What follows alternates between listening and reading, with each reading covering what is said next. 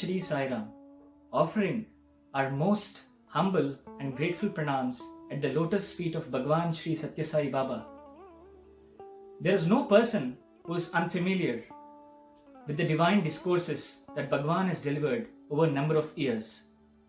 But the interesting aspect of each of his discourses is every discourse starts off with a beautiful short Telugu poem. Upon careful observation, each of these poems are but the essence of a 60-minute message that he delivers. That Telugu poem is the start and destination of his message. It is like the seashore that contains the endless ocean waves. It is like the fire that is a prerequisite before a food is cooked and served to large audiences. While discourses serve the purpose of explaining the Vyavaharika Dharma in a very worldly sense for a common man, the Telugu poem that he starts off usually has the Paramarthika Dharma, which is divine in its nature and can be understood only with lot of inquiry. As Bhagavan mentions in Sutravahini, every poem of his is a sutra, an aphorism that enshrines vast expanses of meaning with varied depths of fundamental principles gathered from Vedas and Upanishads, filled with nectar of jnana that is required to realize the self. We pray that our Lord Sai blesses us with the required strength and enthusiasm to study his padyas and give him back the offering of our learning. Jai Sairam. taruva puṭṭu taruvuna analaṁbu. taruva puṭṭu dadhini taruva puṭṭu taruvuna tattvaṁbu. taruva puṭṭu taruvuna analaṁbu. taruva puṭṭu dadhini taruva puṭṭu taruvuna tattvaṁbu. Sairam, Auntie. Sairam, Arun. Sairam. It's so wonderful to have you on this session today as we launch this new series of Padyamrutham. A humble effort to study Swami's Padyam and also share it with other devotees as well, because they are so precious and they are small poems, as you know. This was a 3-line poem and we can remember, repeat, and it will inspire us. So Swami is saying, taruva puṭṭu taruvuna analaṁbu, taruva puṭṭu dadhini taruva puṭṭu tanuvuna tattvaṁbu. Yeah. We can, I think we can discuss line by line. So I would invite you to, share your thoughts with the first line, Auntie, please. I'm equally blessed, Arun, to be a part of this project. Swami's blessings should be there for the project to be successful. Okay. I wish everybody. Sairam. We can discuss the first line first. Taruva puṭṭu taruvuna analaṁbu. So the first line says, fire emanates from rubbing 2 sticks together. So the holy fire which comes out of it is generally used by the Ritviks to start a yajna. That is how we have witnessed in Parthi when when it is done, the 2 Ritviks, they go on churning 2 pieces of wood. So the fire emanates from it, and that holy fire is used for lighting the yajna kunda. Yeah. So it is this fire. I know in the simple terms, physically we rub 2 wood, fire comes. I think there may be, Swami is implying something much more deeper, I guess, in this. What type of Agni and, the fire? Yeah. Fire is immanent in the wood itself. That we should know. Okay. Fire is already there. Only thing is we need a process to bring out that fire. That process is churning. So, I feel Swami is conveying this message to us, saying that, we have to put forth a lot of effort to bring out that divinity which is present in us, though it is not seen by others. It can be brought out by going deep into into our interior. The journey should be internal. Then we can find out that Jnanagni which can emanate from us, which will make us realize the truth, real truth. That's how I feel. Yeah, it means I am also reminded of this, Aham Vaishvanaro Bhutva Praninam Dehamashra. Like, in our own body also there is fire, as Swami says. So the Lord remains in everything as fire. Yeah. The Vaishvanara fire. So I think for that to come out. So I think he's equating the fire to divinity itself, I guess, because Agni is the first Deva who is worshipped in the Rig Veda. Swami always says Agni is the most primary divinity, form of divinity the Vedas always praised. And it is the messenger who takes all our oblations to the different deities which we offer. That's also done. I feel the Jnanagni will not come to us just within a short time. It takes many births for us to realize that divinity in us. So, like we have heard about this, how we do Shravanam, Mananam, Nididhyasanam. All these steps are indicated by our Upanishads, and the Vedanta says that you have to go through these processes to attain that universal truth, that Brahmagnana. That's what Swami is trying to indicate to us, I think, by this line. It's a persistent, repeated effort, something like that. Yeah. Taruva is repeated efforts for churning. And then even if we go into the depths of our heart, are we able to manifest that divinity? That is we say that everybody is divine. But how to manifest the divinity in us? That is the question. Everybody asks, you say that you are a divine being, but you are behaving as an ordinary human person. Then how to bring out that divinity is the question. I see. So I think you were mentioning churning. So I think it takes us to the next line. Taruva puṭṭu, dadhini ghritam.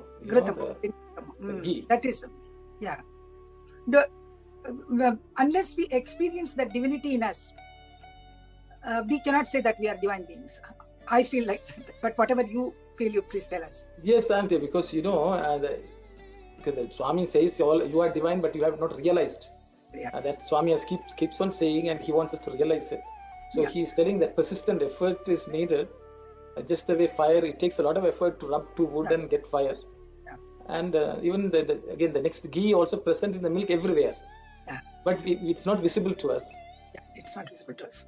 And so I think Swami says that we are churned repeatedly, and then only the ghee comes out. I think so. I also thinking, because milk itself is first of all white, so that means it's pure also.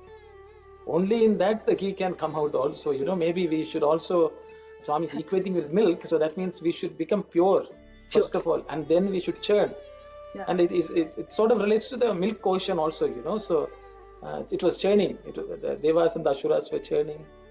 So maybe, and all the negative influences all should be removed, and the heart must be purified.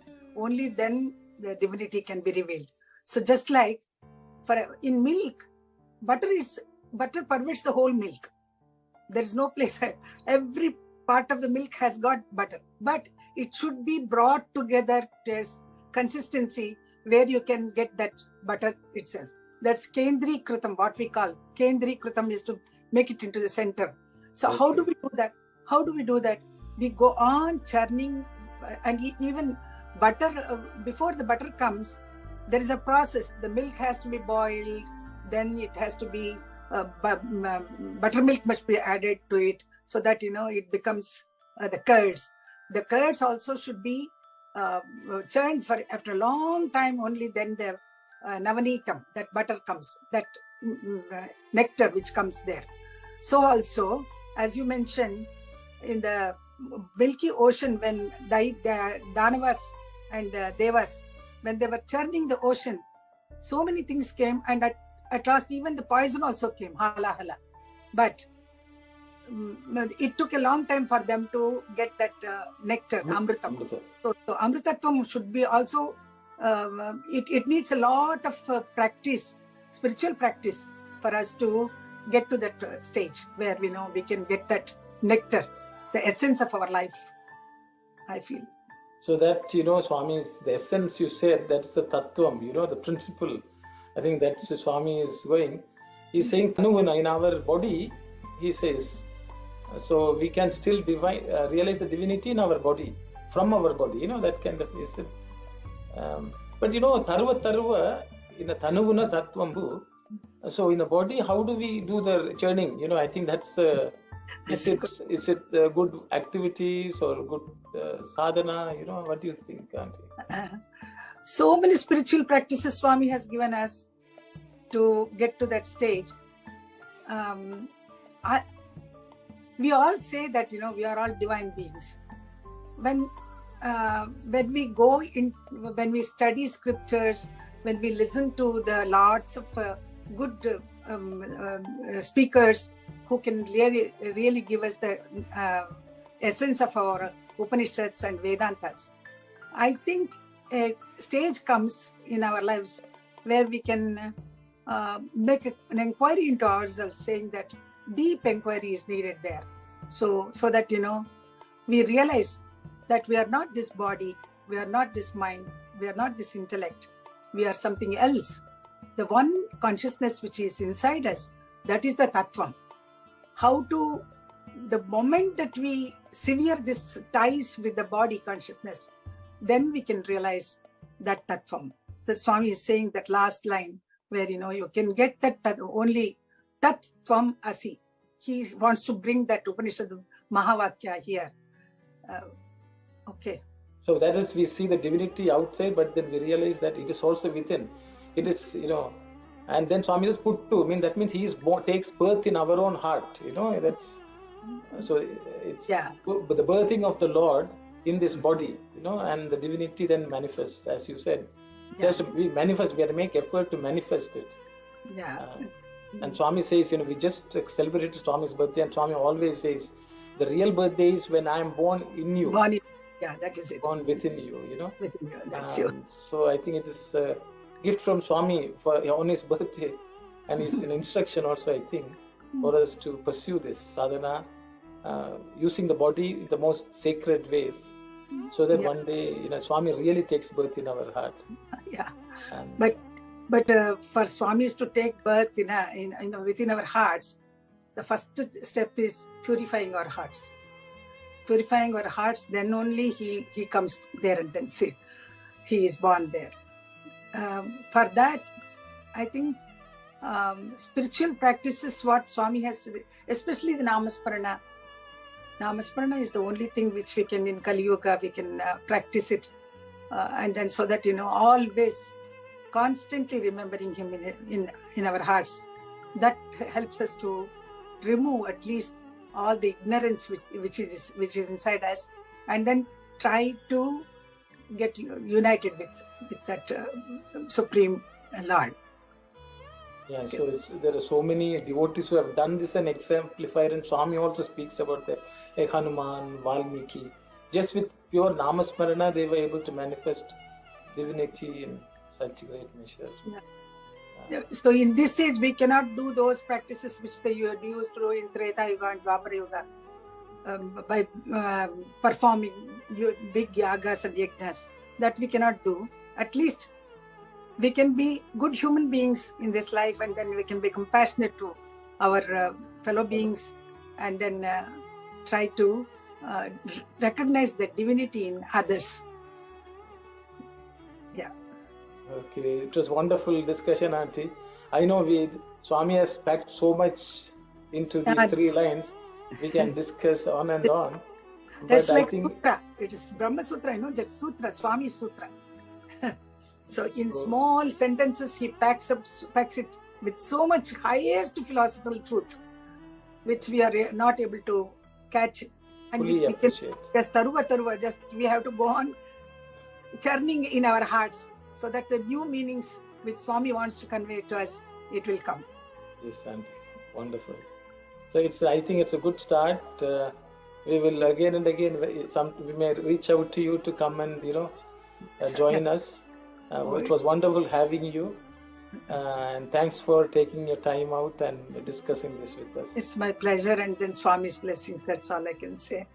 Jai Sai Ram Aunty. Jai Sai. Jai Sai Ram. taruva puṭṭu taruvuna analaṁbu. taruva puṭṭu dadhini ghృతము. taruva puṭṭu taruvuna tattvaṁbu. taruva puṭṭu taruvuna analaṁbu. taruva puṭṭu dadhini ghృతము. taruva puṭṭu taruvuna tattvaṁbu.